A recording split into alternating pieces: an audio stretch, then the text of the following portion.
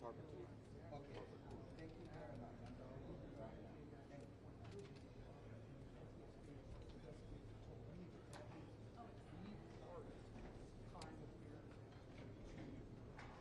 Looks like they're lining up. I got it.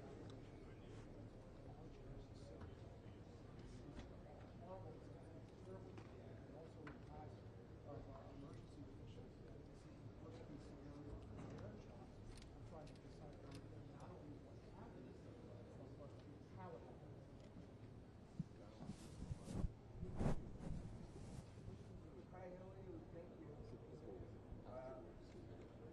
Good, good. Everything's cool.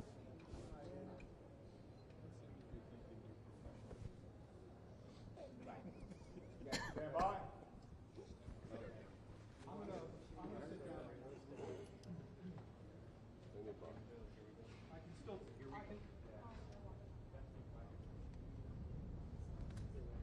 Yes, sir. That's right. Here we go. We're walking on.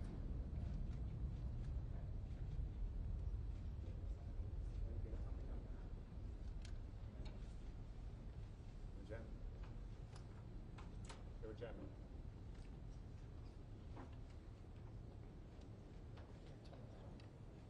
Remember, Jen. Stay within that border there.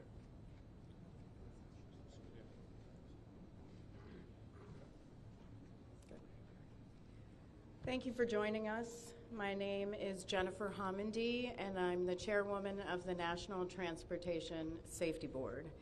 The National Transportation Safety Board is an independent federal agency that's charged by Congress with investigating every civil aviation and serious accident and serious incident in the United States and significant events in other modes of transportation. I want to start by expressing our deepest condolences, our sympathies on behalf of the entire board for those who lost loved ones in this terrible tragedy. Our thoughts, our prayers are with you. Entire communities were affected, and we are thinking of you. With me today is Bryce Banning. Bryce is a senior aircraft accident investigator with the National Transportation Safety Board. He's also going to serve as our investigator in charge of this investigation.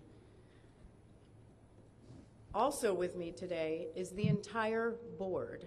We have Todd Inman, member Todd Inman. Todd is going to serve as the board member on scene, the spokesperson for this investigation. All of the board members will be here. We have Vice Chairman Alvin Brown, member Mike Graham, who lived in Wichita for 20 years, and we also have member Tom Chapman. The NTSB's headquarters is just a mile from here. And so we are all here because this is an all-hands on-deck event.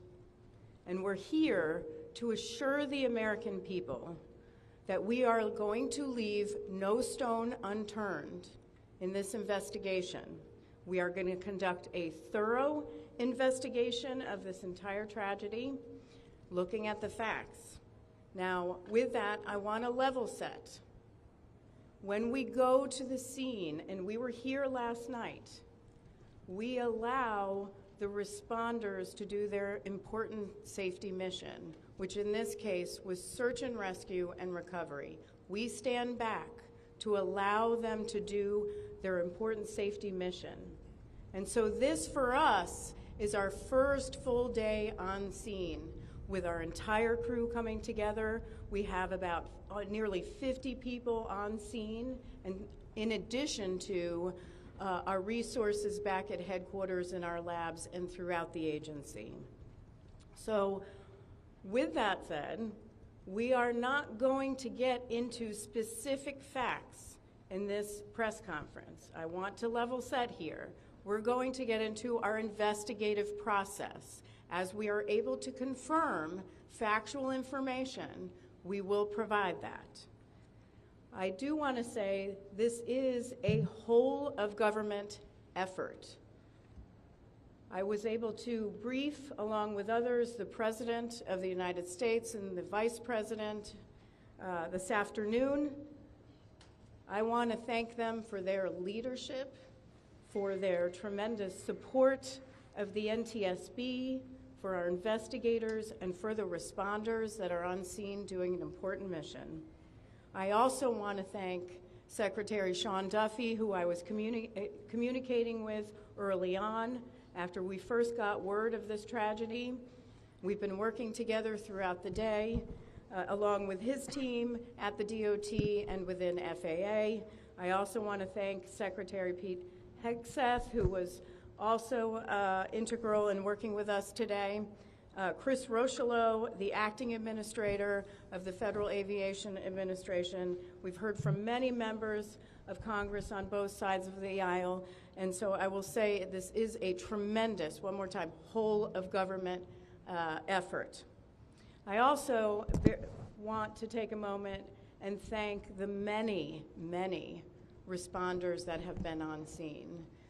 It has been an incredible effort, and I will have a full list that I will provide, that we will provide tomorrow, but I do want to thank them for all their work. With that, I'm going to turn it over to Member Inman for additional remarks.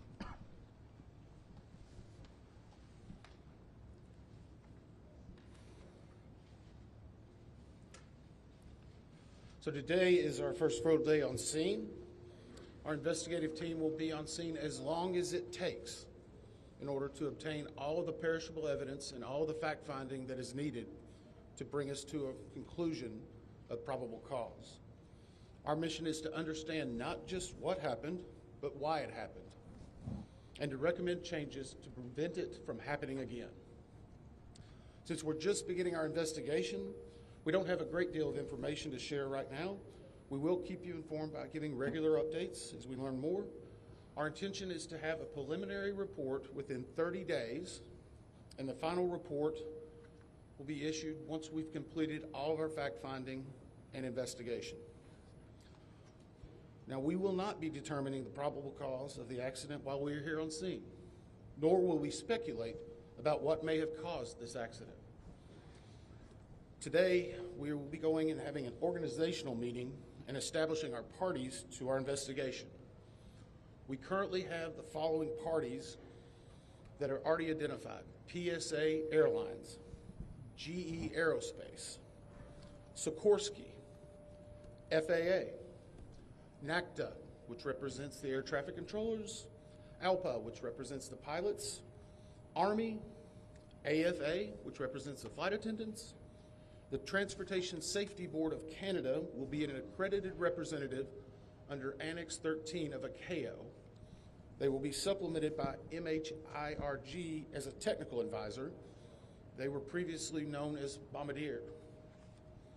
The NTSB offers this party status to those companies, government agencies, and associations that have employees, activities, or equipment involved in the accident. We offer that because they will provide technical expertise and relevant information supporting the development of the best possible factual record. Once they join this investigation, they are not permitted to release documents or talk publicly about the investigation without the consent of the NTSB. So I want to stress this. It is only the NTSB that will provide information related to this investigation, with one exception. Regarding the fatalities that occurred, that notification will be handled by the D.C. medical examiner. We will not be discussing fatalities or names. That will be handled by them as the proper authority. So we want to talk a little bit about our process. We will analyze the facts and determine the probable cause of the accident, and then issue a report of those determinations. I also want to talk a little bit about some additional people that are here with us, and they're very important to us, and that is our family assistance group. Later today, we will be briefing the families. We normally try to do this before a media event, but in this case, they're still arriving. Our family assistance specialists are already working closely with local officials and others to help assist them in their efforts to support everyone that's affected by this accident. And let me just reiterate what the chair said. A loss of life in an aviation accident is very unusual in the United States, and our heartfelt sorrow goes out to everyone that's affected. It affects us, it affects everyone around us. There are a lot of people hurting today. We will help find out what happened. We will do it factually, and we will do it accurately. As part of this, we are going to be standing up some specific working groups. Those working groups will be operations. They will be looking at the history of the accident flight and crew members' duties for as many days before the crash as appears relevant. We'll be forming a structures group, which will be the documentation of the airframe wreckage and the accident scene, including calculation of impact angles to help determine the plane's pre-impact course and altitude. We'll have a power plants group. They will do the examination of the engines and the engine accessories. We'll have a systems group. They will study the components of the plane's hydraulic, electrical, pneumatic, and associated systems, together with the instruments and elements of the flight control system. We'll have an air traffic control group.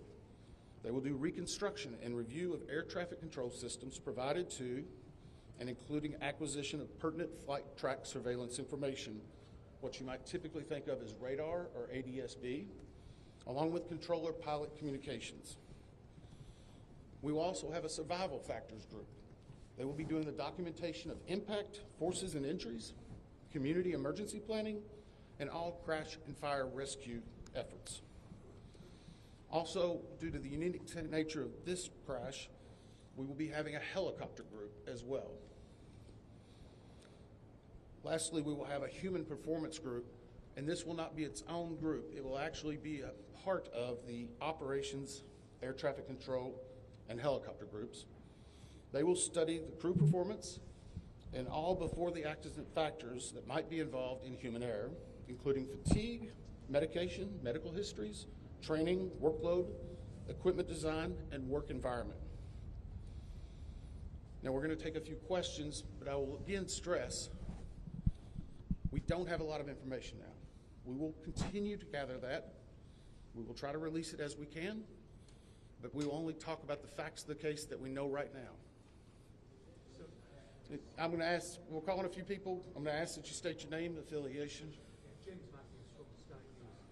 So we've heard from President Trump today talking about DEI hiring policies within the FAA and associating that with the cause of this accident. What do you say to that? Well, unfortunately, I didn't hear the remarks. I was briefing House and Senate members, but I believe, Chair, would you like to take that? As part of any investigation, we look at the human, the machine, and the environment. So we will look at all the humans that were involved in this accident. Again, we will look at the aircraft, we will look at the helicopter, we will look at the environment in which they were operating in. That is standard in any part of our investigation. I'll turn it back. Chair, can I ask you, has the flight data recorder been recovered yet? And what is the difficulty in a water disaster like this, which presents a very difficult environment for your investigators and the people out of the water? Well, the question was on the flight data recorders. And we have not recovered the flight data recorders yet. We know they're there. They are underwater. This is not unusual for the NTSB. We have many times recovered flight data recorders in water. We have our lab right here that is about a mile from the NTSB, so it's not unusual. And once we get those, we'll be able to get those read and information from them to be able to provide further information to you. I'm going to turn it back over to Member Inman. Hey there, Sir. Tyler Henry with CBS News. Earlier today, Defense Secretary Pete Hegseth said a mistake was made last night. Based off of you all's initial investigations and preliminary findings, have you all been able to tell whether this was human error or mechanical failure? The question was, is there been human error or mechanical failure? We don't know what we know just yet. We do not know enough facts to be able to rule in or out human factor, mechanical factors. That is part of the NTSB investigative process and where all of these groups will come together. It's one of the reasons why the NTSB is known as the gold standard. We will take the time that's necessary, but I'd also like to reiterate, if we find something that is a significant issue that warrants immediate action, we will not hesitate to make those recommendations and make them public. We have a good track record on that, and we want to continue doing so. Sir. Hello, Sir. Tom Costello with NBC News. Does it hurt your investigative process, maybe for the chairman, does it hurt your investigative process to have the president already suggesting possible causes here as you try to keep an open mind and begin this investigation? Tom, with all due respect, I think the press also likes to state what probable cause is before we get to the probable cause. So what I'm going to say is you need to give us time. You need to give NTSB, it's not that we don't have information. We do have information. We have data. We have substantial amounts of information. We need to verify information. We need to take our time to make sure it is accurate. That's best for you. That's important for the families. It's important for legislators who are seeking answers to try to figure out what they're going to do about this. And so it will take time. We do have a lot of information, but we need some time to verify that. Yeah, member Chase Williams with Fox Business. I'm wondering about the conditions in the tower last night. Were there any performance issues in the past with any of these controllers, anything of that? Question is about controllers. As I said, we are just now forming the groups. The controllers do have union representation, which they are entitled to. They'll be working with our party system and our party groups. They'll be conducting interviews. Those interviews will need to be analyzed, transcribed, and other team members will need to look over it. It'll be a long process, but we will go through the entire history.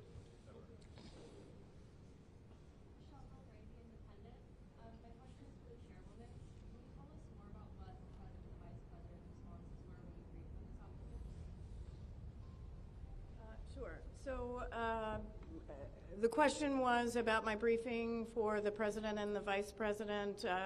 As is standard, we offer briefings on our process and what we know, and this was a briefing with the president and vice president and with Secretary Duffy and Secretary Hegseth and also the acting administrator of the FAA. There was discussion on what we know so far and our process, and that was about it. Ma'am, Chairwoman, Stephanie Ross with ABC News. Similar to Tom Costello's question, the president has stated what may have caused the crash, stating common sense. Does that affect your progress at all at this early stage? Yeah, so the NTSB, we conduct an important safety mission where we take a very careful approach. I'm sorry, the question was on speculating during investigations, which is we often hear about. What I will say is we look at facts on our investigation, and that will take some time. And at some point, we'll be able to provide that factual information, as Member Inman said, and provide that hopefully tomorrow. Hang on a second. Dave Shepardson from Reuters. Have you been able to retrieve the black boxes from the helicopter? Has the military decided whether they're going to read those to the NTSB? And what about the ATC tapes? Have you guys been? So the question was about black boxes, which are referred to as black boxes, which are typically orange. We have not recovered any of the boxes involved yet. We feel comfortable and confident that we will be able to. Right now, recovery of life is probably the most important in those that were involved. I mean, there are still ongoing recovery efforts involving the fatalities involved, along with some debris is coming out as well. We will make sure that that perishable evidence is maintained. We have a great process for that. We will probably have more than one black box, so to speak. It's our understanding that the Sikorsky helicopter is equipped with some form of recording devices, and those will be read either by the DoD or by us. We have a good starting relationship with them, and we've already made agreements in order to be able to do that. So I feel comfortable in what we're going to be doing. The other question was about air traffic control. We received a very large package of information from the FAA at about 3 a.m., I believe, this morning. That is still being reviewed and analyzed. I would say there's a lot more information that usually comes in that than what you may find online and people might speculate about. And that is part of that overall process where we take the time to get the information correct and to make sure all the parties are engaged and involved and can fact check that information. One. Gabe Cohen from CNN. Can you tell me if the NTSB has reviewed this FAA internal report that has been cited by the New York Times indicating that the controller that was on duty at the time of the crash was doing a job that's usually done by two people? We have not reviewed any specific reports about the controllers at this time, at least from the leadership team. Our investigators are continuing to pull all that information, their personnel records, their files, where they were at, whether they were fatigued. All that information will be part of that investigative process. But right now we can't speculate on anything that may have been reported in the media until we get the opportunity to validate and understand how it impacts the investigation. We're going to take just a few more questions. Sir?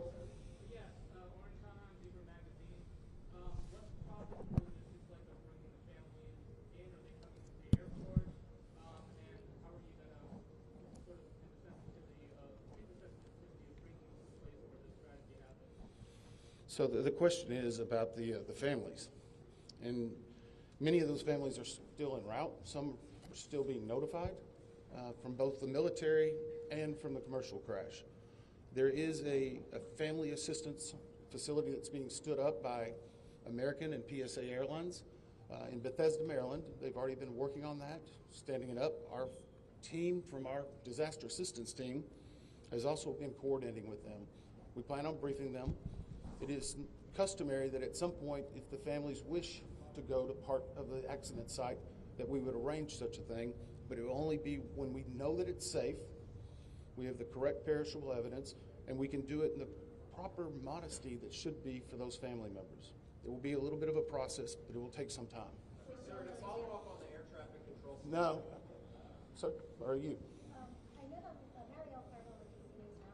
We've heard from some witnesses that they saw people able to come down the slides of the plane. Has there been any indication that people made it off the plane if they are? Well, again, we will not speak to the fatalities. The D.C. medical examiner will, but I think the D.C. fire chief this morning very succinctly said correctly that we believe there are no survivors. Was there all the planes, like did they even get out of the plane? Last question. So, hang on one second. Right now, we're going through the debris fields. Nothing we've seen would indicate that maybe slides or chutes were deployed. It was a very quick, rapid impact, but we've seen nothing in that regard so far from the evidence we have, but we still need to verify all of that information. One more question? Jeff Cook, ABC News. Go ahead. Jeff Cook, ABC News. What do you know about the altitude of the helicopter at the moment of impact? And can you talk about the procedures for such helicopters in that area? The question was about the helicopter procedures. And in D.C., it's kind of a unique environment. We've been getting briefed more and more by the FAA. I'm not an air traffic control specialist, but they're actually helicopter zones, if you will, or tracks. And this one was transiting, I believe, from track 1 to 4 as part of their normal procedure. If you live in D.C., you see a lot of helicopters going down into this area.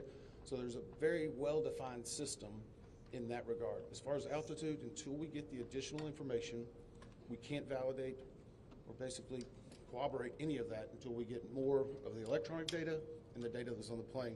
I do want to clarify one question that also came about cell phones. You know, in today's age and time, a lot of electronics and other devices do contain a lot of different information. We've found on a number of our accidents that we actually are notified through a smartphone that may sense that.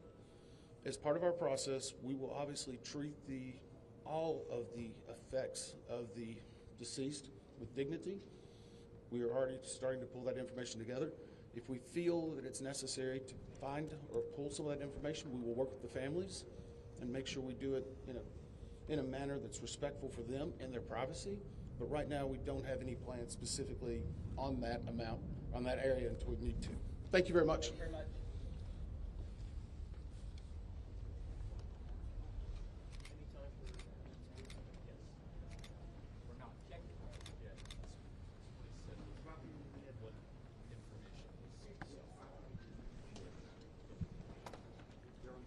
was For further updates on media briefings and other developments, please follow on X or Twitter